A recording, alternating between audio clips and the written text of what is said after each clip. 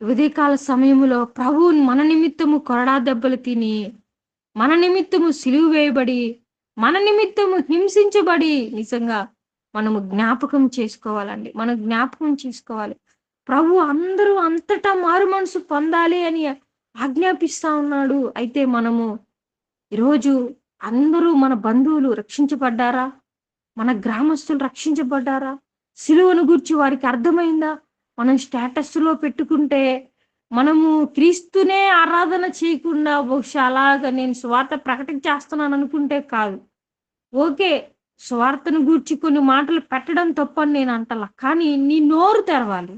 నీ నోరు తెరవాలి. నీ బంధువులతో నువ్వు మాట్లాడాలి. నీ ఫ్రెండ్స్‌తో నువ్వు మాట్లాడాలి.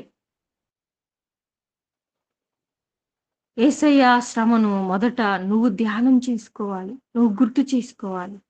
ఇదిగో లోక పాపమును మోసుకొని పోవు దేవుని గొర్రెపిల్ల. ఒక దేవుని గొర్రెపిల్లగా ఈ లోకానికి వచ్చాడండి. మౌనం వహించాడండి ప్రభు. ఎంత మౌనం వహించాడో, ఎంతగా సహించాడో, ఉమ్మి వేసే వారికి అప్పగించుకున్నాడు.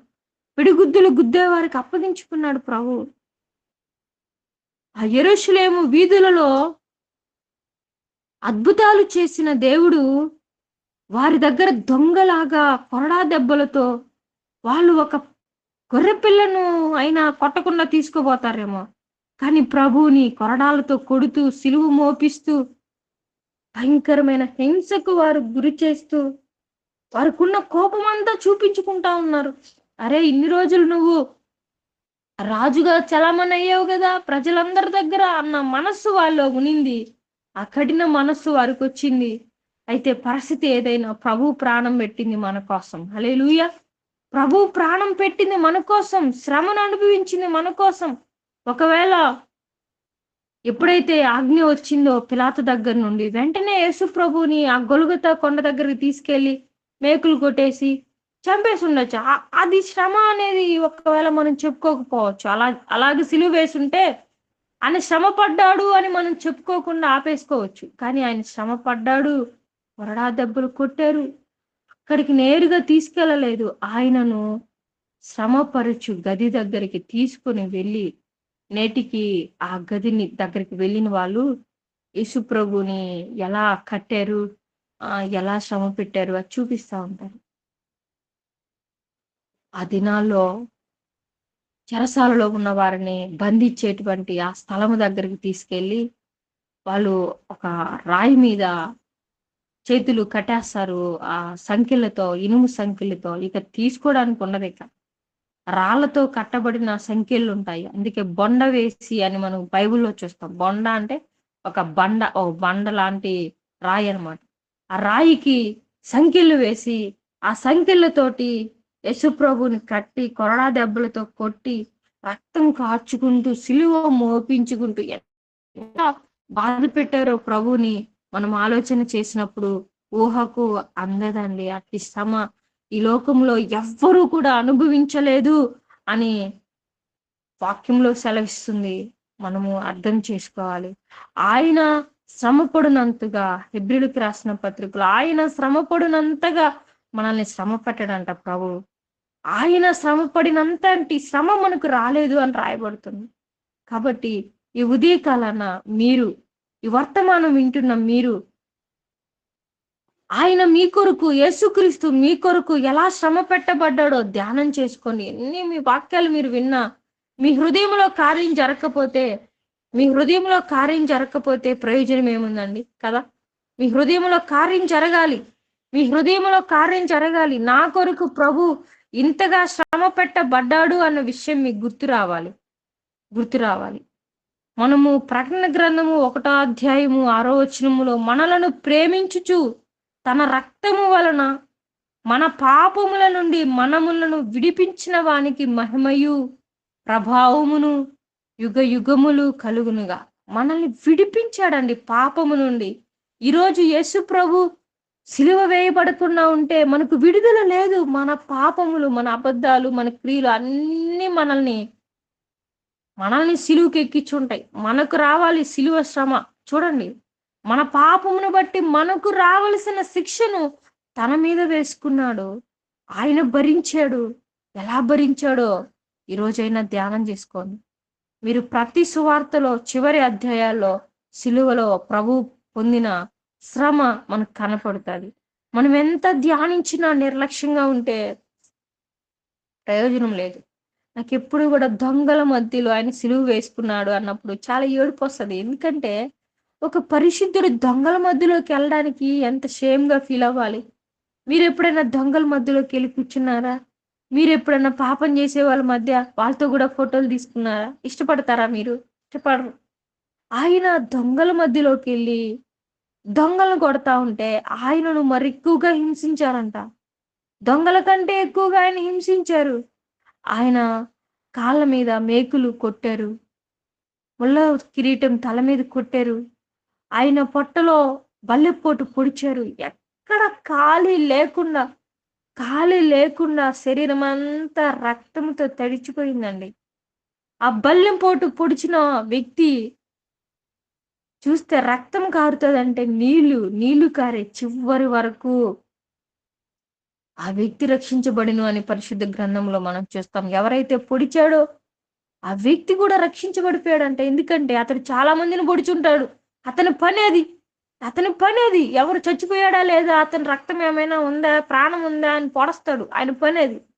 ఆయనను బల్లెపోటుతో పొట్లో పొడిచినప్పుడు నీరు కారగానే భయమేసిపోయింది దానికి. ఎందుకని? ఇంతవరకు ఆయన పొడిచిన వారందరికీ రక్తమే గారింది. యేసుప్రభు శరీరంలో ఒక్క బొట్టు లేకుండా నీళ్లు గారాయి. నీళ్లు గారాయి.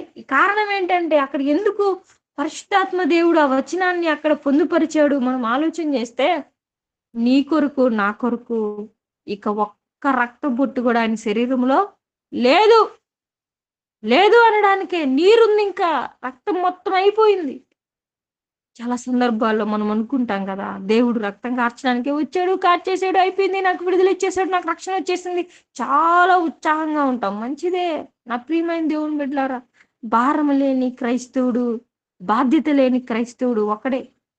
నీలో భారం ఉండాలి. నీలో బాధ్యత ఉండాలి. యేసుప్రభు నీ కొరకు ప్రాణం పెట్టిన విషయమై నీకు భారం ఉండాలి. నీ యొక్క పాప భారాన్ని మోసిన ప్రభు విషయమై బాధ ఉండాలి. నీలో బాధ ఉండాలి.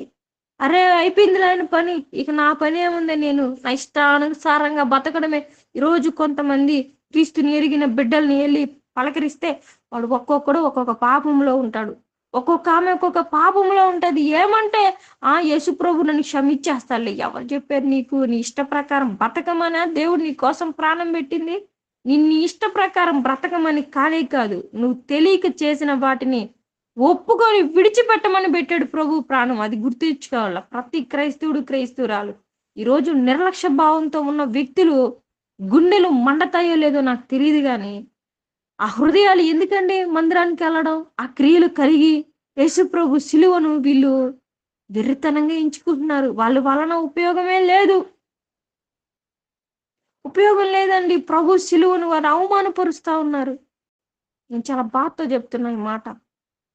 క్రైస్తవుడు అన్న తర్వాత కాస్త భారము, బాధ, బాధ్యత లేకపోతే ఎందుకండి క్రీస్తుని గూర్చి అవమానపరుస్తా ఉన్నారు.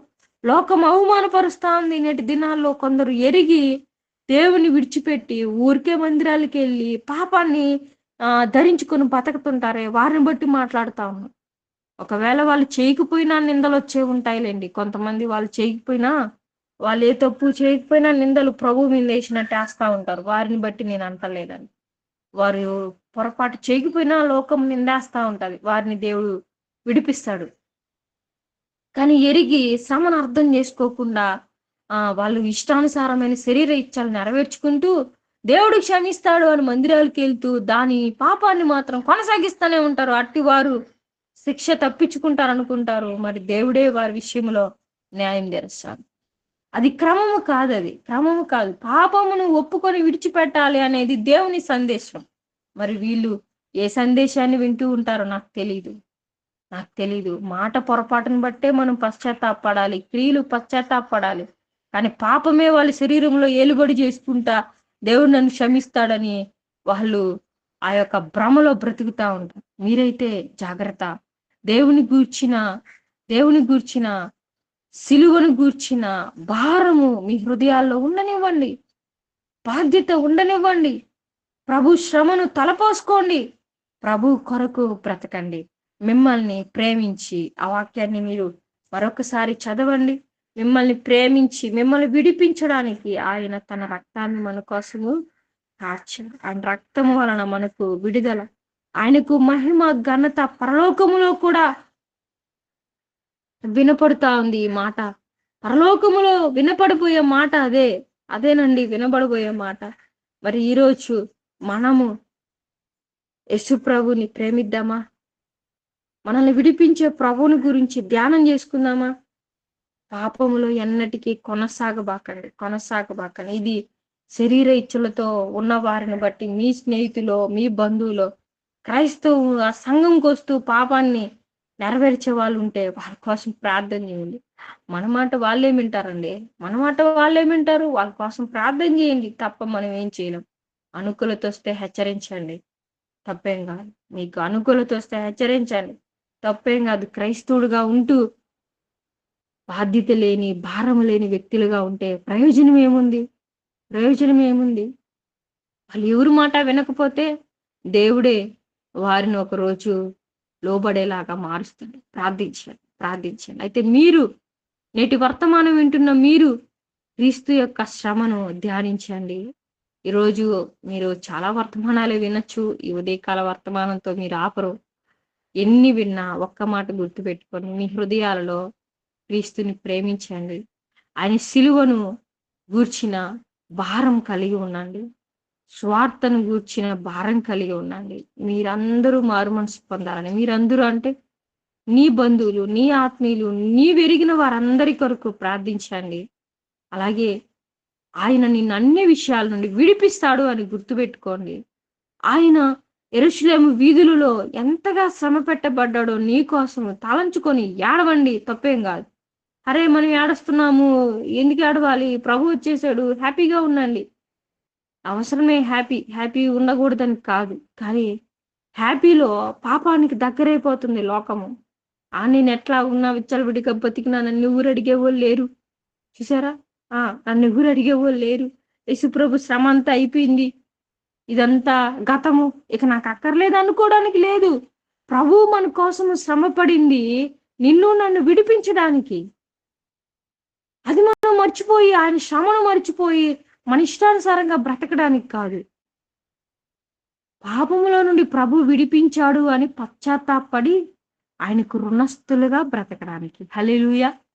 తలపోసుకుంటూ మనల్ని విడిపించాడు అని తలపోసుకుంటూ, మనకు రక్షణ వచ్చింది అని తలపోసుకుంటూ, ఈ జీవితము నాది కాదు, నా ప్రభు ఇచ్చాడు అని తలపోసుకుంటూ ధైర్యంగా బ్రతకచ్చు. తలపోసుకోకుండా బ్రతకూడదు. అది నేను చెప్పే మాట. తలపోసుకుంటూ మనము ప్రభు కొరకు, ఆయన మిమ్మల్ని పరిశుద్ధుల గుటికే పిలుచుకున్నాడు అన్న మాట గుర్తుపెట్టుకుంటూ ప్రభు కోసం బ్రతకాలి. ప్రభు లేకుండా నాకు వచ్చేసింది, నేను క్రైస్తవురాలు అయిపోయాను, నాకు విడుదల వచ్చేసింది, నేను వెళ్ళిపోదా లోకంలోకి, ఎట్ట బతికిన క్షమాపణ అడిగేస్తే చాలు అని బతుకుతున్నారే, వారిని బట్టి నేను మాట్లాడుతున్నాను.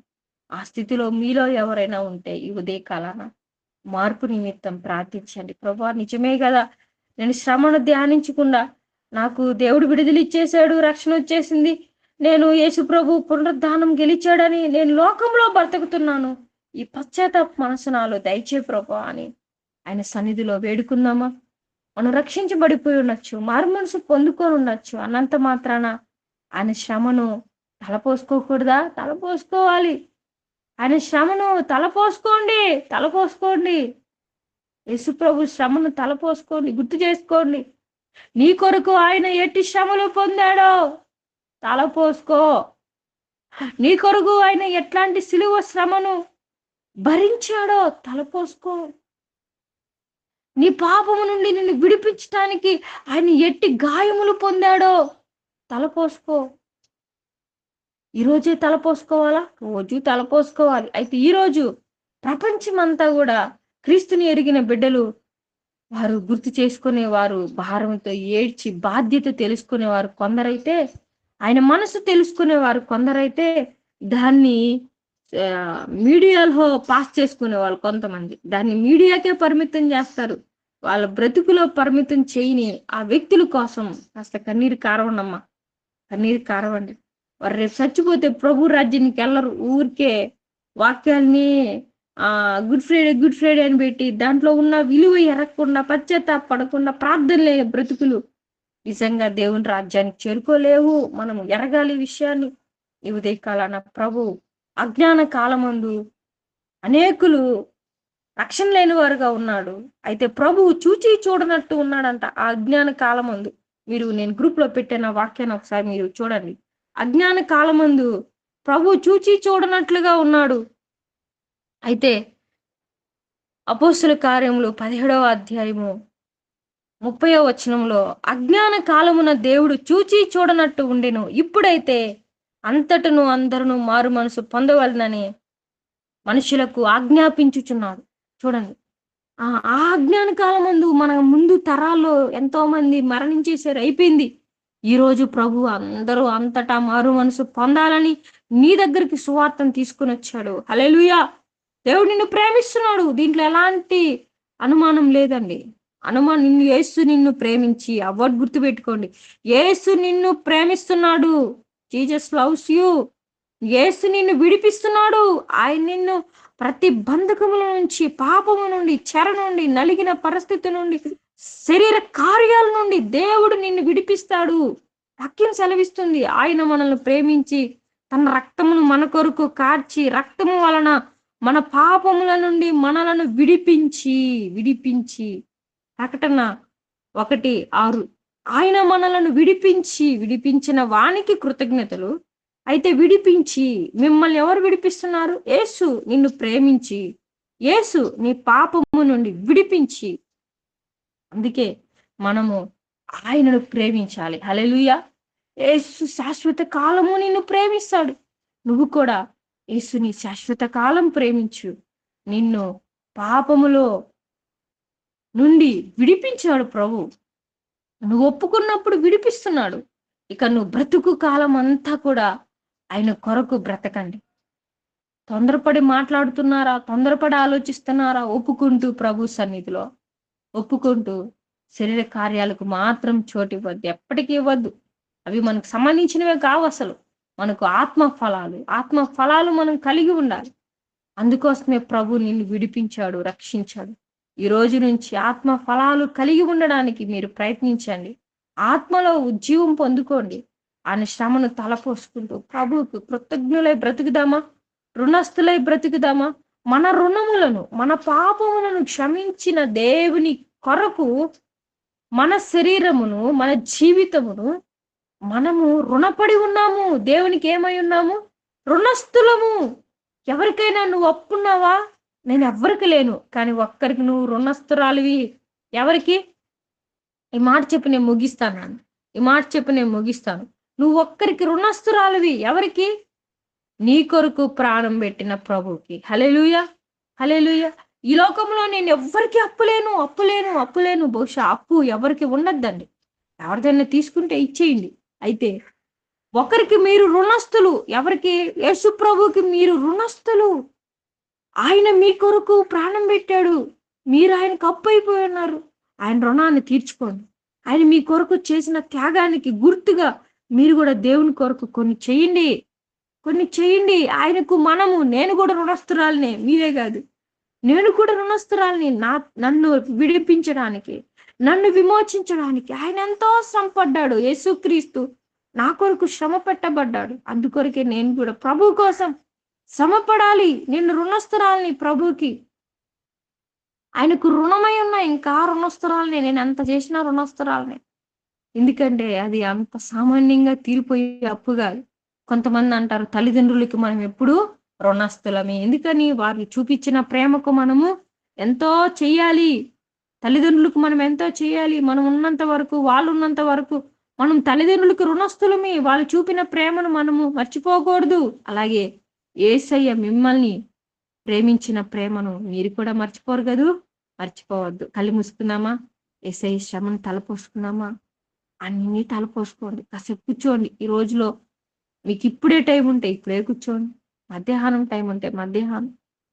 ఓన్లీ విని అక్కడికి ఆపద్దు ప్లీజ్. మిమ్మల్ని ప్రేమతో బతినాడు చెప్తున్నా. ఓన్లీ విని ఆగిపోవద్దు. ఒక్కసారి కళ్ళు మూసుకొని ఆయన శ్రమను మీరున్న ఇంటిలోనో, పని దగ్గరో, ఎక్కడో కళ్ళు మూసుకొని ధ్యానం చేయండి. ధ్యానం చేసుకోండి. దాని వలన మీ హృదయం మార్పు చెందుతాది. దాని వలన మీరు దేవుని కొరకు సాక్షులుగా బ్రతుకుతారు. మీరు ధ్యానం చేయడం ద్వారా పరిశుద్ధాత్మ దేవుడు మిమ్మల్ని స్పర్శిస్తాడు. మీరు సిలువ శ్రమను ధ్యానిస్తూ ఉన్నప్పుడు పరిశుద్ధాత్మ దేవుడు ఆయన చిత్తము మీ హృదయాలు బయలుపరుస్తాడు. ఒక సమయం దయచేసి ఈ రోజు ఎప్పుడో ఒక రోజు కూర్చొని, ఎందుకంటే దేవుని బిడ్డలందరూ ధ్యానిస్తున్నారు. అందరితో కలిసి మనము మేలైన పని చేస్తున్నాం. ఏదో ఆ కీడైన పనులకు వచ్చి అవి మనకు ఉద్యమం దూరంగా ఉంటాం. మేలైన విషయమే. అందరూ ప్రభువుని గురించి ధ్యానిస్తున్నారు. కలిసి మనం కూడా ధ్యానం చేసుకొని ప్రభువుని స్తుతిస్తూ ఆయన గూర్చి ఘనపరుద్దాం. ప్రార్థన చేసుకుందాం. పరిశుద్ధుడా, ప్రేమ కలిగిన తండ్రి, కృప కలిగిన మా దేవ, అయ్యా ఈరోజు నీ మాటల చేత ఏ బిడ్డ అయితే దర్శించబడిందో వారిని బలపరచండి, వారిని ఆశీర్వదించండి. అయ్యా నిజముగా నీవు యెరూషలేము వీధులలో అయ్యా మా కొరకు నీ సిలువను మోసుకుంటూ కొరడాలతో కొట్టించుకుని, అయ్యా నువ్వు పడిన శ్రమ మేము తలపోసుకున్నప్పుడు ఈ పాపి కొరకు అయ్యా ఇంత బాధ అనుభవించావు. ఈ యోగ్యత లేని వ్యక్తి అయిన నా కొరక నువ్వు ఇంత శ్రమ అనుభవించావని ప్రభువా, ఏ బిడ్డ పశ్చాత్తాపడుతుందో వారిని లేవనెత్తండి, బలపరచండి. అయ్యా ఎవరి నిమిత్తం నువ్వు కొరడా దెబ్బలు తిన్నావో, ఎవరి నిమిత్తము నువ్వు సిలువలో శ్రమను అనుభవించావో నా తండ్రి ప్రభువా, ఏ బిడ్డ లోకములో కలిసిపోకుండా సహాయం చేయండి. ఏ బిడ్డ నానా తండ్రి సిలువను వెర్రితనంగా ఎంచుకోకుండా ప్రభువా, అయిపోయిందిలే జరిగిపోయిందిలే అని నిర్లక్ష్య భావముతో క్రైస్తవుడుగా క్రైస్తవురాలుగా ఎవరైతే ఉన్నారో వారందరిలో పశ్చాత్తాపాన్ని కలుగు చేయండి అయ్యా. యేసయ్యా వారందరిలో పాపము నుంచి విడుదల దయచేయండి. వారందరిలో పరిశుద్ధత దయచేయండి. వారందరిలో నీతి దయచేయండి. ప్రభా నీ కోసం బ్రతికే బిడ్డలుగా ఉండడానికి సహాయం చేయండి అయ్యా. నీ కోసము తేజరిల్లేవారుగా ఉండడానికి సహాయం చేయండి. ఎక్కడ శరీర కార్యాలకు నీ బిడ్డలు చోటివ్వకుండా ప్రభా ఆత్మ ఫలాలు ఫలించడానికి సహాయం చేయండి. రోషం కలిగిన క్రైస్తవ బిడ్డలుగా, క్రీస్తుని ఎరిగిన వారుగా అయ్యా ఇది మతం కాదని మా దేశంలో ప్రజలకు తెలియచేయండి. ఎవరైతే మతం అంటూ ఆటంకపరుస్తున్నారో వారిని మీరు దర్శించండి. ఆనాడు దైవజనుడిని దర్శించిన దేవుడివి ఈనాడు కూడా ఎవరు మతం అంటూ నానా ప్రజల్ని నీ సన్నిధికి రానికుండా ఆటంకపరుస్తున్నారు. అట్టి వారిని దర్శించండి. మా దేశ ప్రజల్ని విడిపించండి. అట్టి వారికి విడుదల దయచేయండి. ఆ మాటలు నానా తండ్రి వింటూ అదే ముసుగులో ఉంటూ ఉన్న మా ప్రియులు, బంధువులు, ఆత్మీయులు, అన్నదమ్ములు, అక్క చెల్లెలు, పెద్దవారు, వృద్ధులు వారందరూ కూడా మతములో నుండి బయటకు రావడానికి సహాయం చేయండి. ఇది క్రీస్తు మార్గం అని వారు గ్రహించడానికి సహాయం చేయండి. నువ్వు వారి నిమిత్తం ప్రాణం పెట్టావని తెలుసుకోవడానికి సహాయం చేయండి. ఏ రాయలు ఈ చెట్టులు మమ్మల్ని బ్రతికించలేవయ్యా, నీవు తప్ప మాకెవ్వరూ లేరు ప్రభువా. నీ ప్రేమను అర్థం చేసుకొని నీ కొరకు బ్రతికే కృపను మా ప్రియులందరికీ దయచేయండి. ఎక్కడ ఏ కారణాన్ని బట్టి నీలో నుండి వేరు కాకుండా ప్రతి బిడ్డను ఈ ఉదయకాలన సత్యమందు ప్రతిష్ఠించండి నాన్న. క్రీస్తు ప్రభువుగా వీరి హృదయంలో ప్రతిష్ఠించుకోవడానికి సహాయము చేయండి. ఏ పాపానికి నీ బిడ్డలు చోటు ఇవ్వకుండా నీ రాజ్యానికి యోగ్యులుగా మా ప్రతి బిడ్డ ఉండడానికి సహాయం చేయండి. ఉదయకాలాన ప్రార్థనలో పాల్గొన్న ప్రతి బిడ్డను అయ్యా మీరు నూతన పరచండి. మిస్ అయిపోయిన వారిని కూడా జ్ఞాపకం చేసుకోండి. మా ప్రేయర్ గ్రూప్ లో ఉన్న బిడ్డలందరినీ ఆశీర్వదించారు. నా తండ్రి ఈ బిడ్డలందరూ బాధ్యత కలిగిన బిడ్డలుగా సువార్త విస్తరించడానికి ఉపయోగపడే పాత్రలుగా వీరిని ప్రతిష్ఠించండి. సహకారులుగా ప్రతిష్ఠించండి. నీ సిలువ వ్యర్థం కాకుండా సహాయము చేయండి అయ్యా. నువ్వు పొందిన శ్రమ వ్యర్థం కాకుండా సహాయం చేయండి. నా మట్టుకు నేను కూడా నా తండ్రి నా ఏ విషయాలను బట్టి కాదు గాని నిన్ను బట్టి భారంతో ముందుకెళ్ళడానికి శక్తినివ్వండి. సిలువ శక్తితో మమ్మల్ని నింపండి అయ్యా. అయ్యా నీ పరిశుద్ధాత్మ శక్తితో మమ్మల్ని నింపండి అయ్యా. నువ్వు మరణాన్ని జయించక ముందు సిలువ శ్రమకు శాపానికి గుర్తు. కానీ సిలువకు కూడా విలువ వచ్చేసిందయ్యా. నువ్వు నిలబడినప్పుడు శాపానికి కూడా విలువ వచ్చిందయ్యా. మా బ్రతుకులో నువ్వు ఉంటే మాకు కూడా విలువేనా. ఒక గాడిదకు విలువ వచ్చింది, సిలువకు విలువ వచ్చింది. మా జీవితాలకు కూడా విలువివ్వగలిగిన దేవుడివి ప్రభువా, నీకే స్తోత్రాలు. ప్రతి బిడ్డ జీవితంలో ఒక విలువైన బిడ్డగా బ్రతకడానికి సహాయం చేయండి, సహాయం చేయండి, సహాయం చేయండి.